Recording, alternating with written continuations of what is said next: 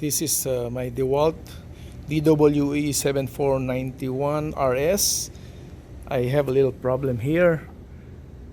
The fence is not set at 90 degrees. You can see the tiny gap. Okay. So any viewer who can help me fix this, I would really appreciate it.